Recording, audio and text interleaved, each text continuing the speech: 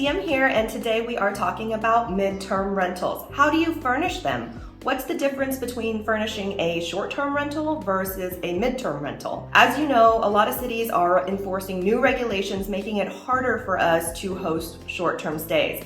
And a lot of us hosts have decided to convert to midterm rentals by renting out for 30 days or more for our furnished units. And typically renters are going to be traveling nurses, other traveling workers, people who are displaced on their home temporarily while construction is happening, or for example, insurance agencies that have to pay homeowners to rebuild or fix something and they need a place to call home for some period of time. So there is actually some differences. We're going to go over this Airbnb today and find out what some of those differences are, but make sure you stay till the end because in each of the rooms I'm going to share a little bit of my own tips, tricks, and advice on how to best furnish your midterm rental. Let's go!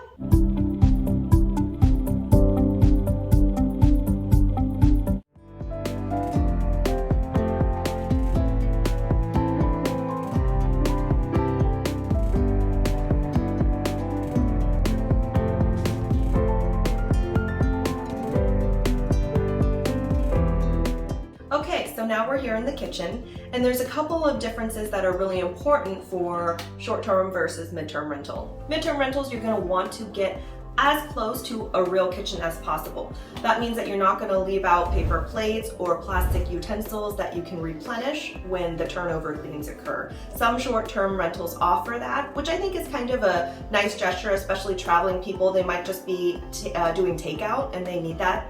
But here you're going to want real plates, real glasses, real silverware.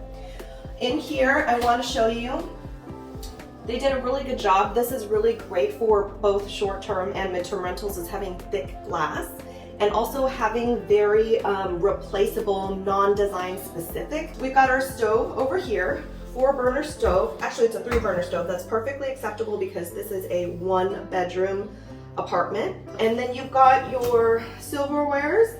Always have more silverware than seating offered. For example, if you have a table for 4, make sure you have more than 4 in here, because if they lose one, it's going to be really hard to work with just 3 forks if they have guests, right? So I always do more silverware per person than seats are available.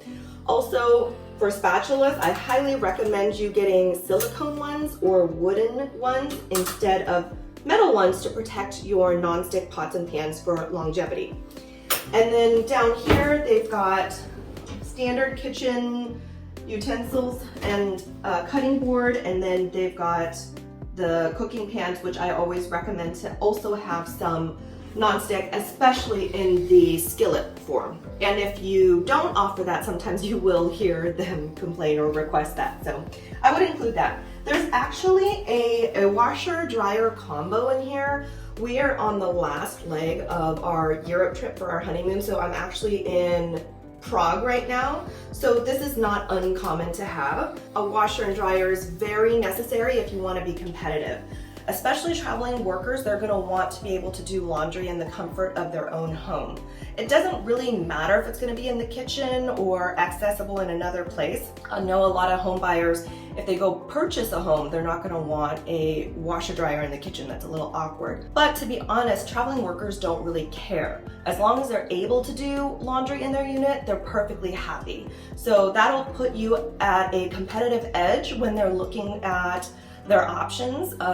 In-unit laundry is 2 thumbs up.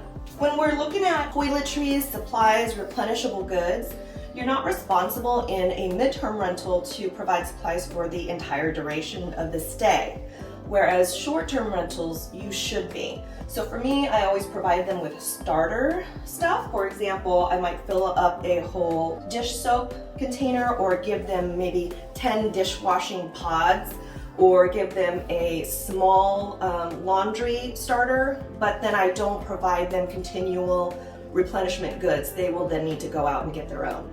So same thing with paper towels. I start with 2 rolls, that gets them started.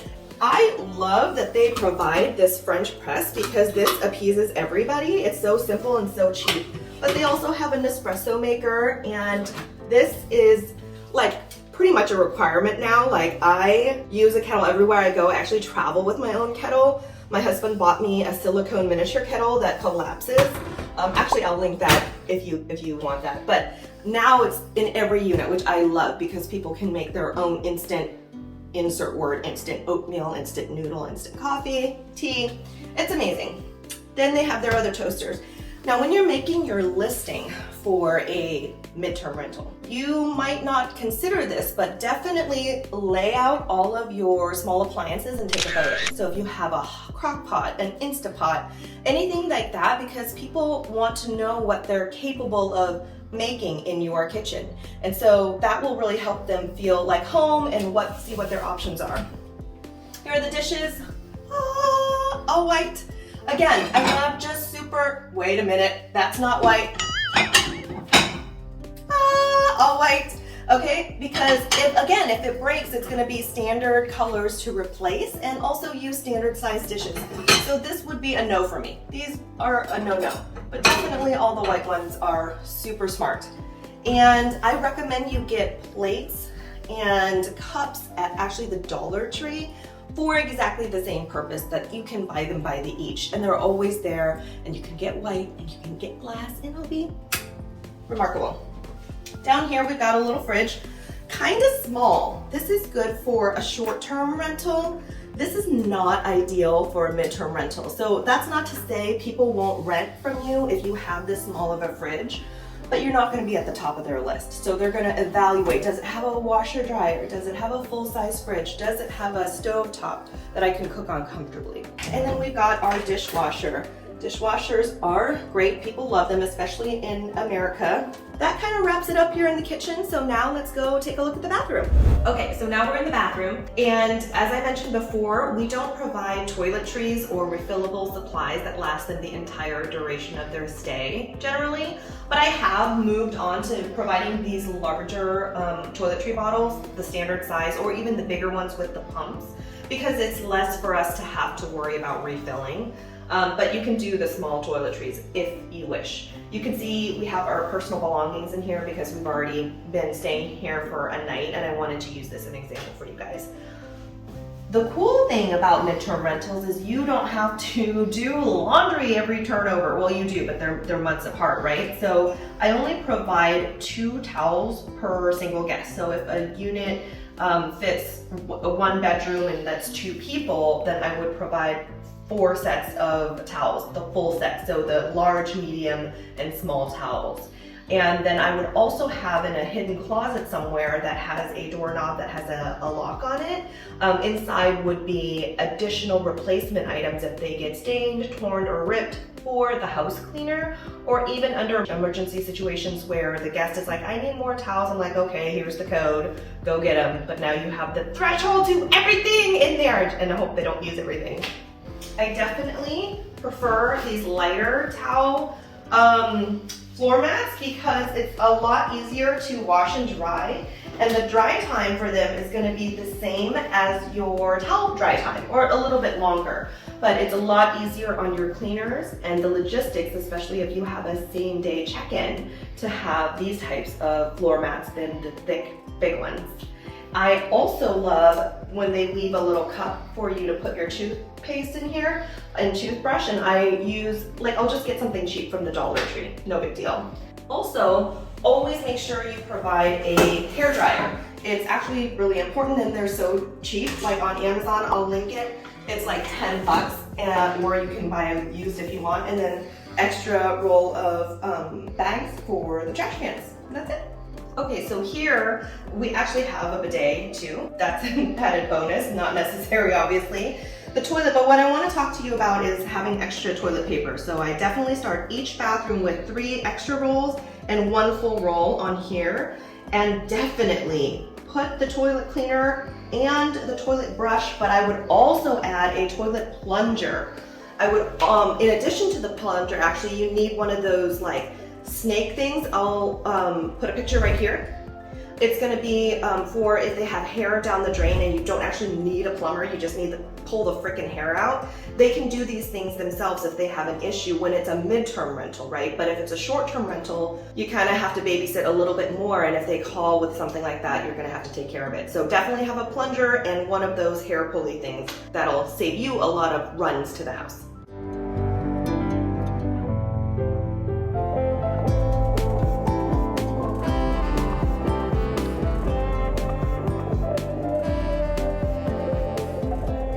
All right, so now we've made it to the bedroom, and a couple of things to note in the bedroom. I always recommend short-term or mid-term rental for you to have night lamps that have USB plugs on them, or you can buy separately a little charger station that has the ability to take a normal plug as well as the USB plugs and put that right here. Everybody really appreciates that. It's also nice if you're able to fit 2 nightstands, one on each side of the bed. If you're in a super cramped space and you feel like you need to push the bed all the way up against the wall, I encourage you just to look for super small nightstands. They're maybe 17 inches wide or so that you can still have space for someone to walk in. More importantly, it's going to be a lot easier for you to make the bed when you have to do cleaning and do turnovers, because making the bed against a wall is much more difficult. Pillow, definitely 2 for each person on the bed, and I recommend doing different firmness. One could be more plush, one could be more firm, just so that there's variations for them to use. Also, mattress type. I always buy my mattress on Amazon because they come deflated, vacuum sealed, and you can roll them out, and I've always had a lot of compliments on mattresses. Those will be in the link below as well. So this here is interesting. They chose to give 2 twin comforters and 1 throw blanket, whereas I would do 1 comforter for both. But I always do a duvet insert that I don't need to wash every time, and then a duvet cover that I'll wash every time in between, and then the insert I'll wash once in a while. Our stuff is in here, so I'm not going to go in here, but normally if you do a short-term rental, you can get away with like 6 to 8 hangers. When you do a mid-term rental, you're going to actually have to provide the real number of hangers that they're going to need for their stay. So I do probably like a pack of 12 or sometimes 24 to a room so that they can have ample hangers to use. Also provide an iron and an ironing board or a steamer for all of your midterm rentals, because especially if they're going to work, they're going to want to look pressed and clean. So I always love it when a place has a dedicated workstation, not because I actually work at the workstation, but I always have to have a dedicated vanity. So this one is super cute because it has little drawers that I can put my makeup in. But also you can see here they have the USB plug on their lamp. So dressers are one of the things that either A, don't skimp on in terms of budget, or B, buy them used but buy the old sturdy ones, and you can buy them refinished by the other people or you can refinish them yourselves. Dressers nowadays, look at this. It's wobbly. It's this press in, press out kind that sometimes works and sometimes doesn't. It's an IKEA piece, and if you buy it from anywhere that ships to your house and you have to build it yourself, you will suffer because it will break and you will have to replace it. So I definitely encourage you to check out Facebook Marketplace or Craigslist and buy the real wood old stuff. It's going to be a pain in the ass to bring into the house, but it's going to save you trouble. Okay, so one of the small pet peeves that I have is houses that don't have full-length mirrors. Like, how's a girl supposed to look good going out without being able to see her whole outfit, right? But realistically, it's these workers, right? They want to look good for work, and if they're traveling workers, you're going to want to have a full-length mirror so they can make sure they check themselves out. So this is the example. I love this full-length mirror, but also I really love that down below this bench here, you can see there is a mud thingy-mabob for the shoes. So to keep the house nice and tidy. Good touches.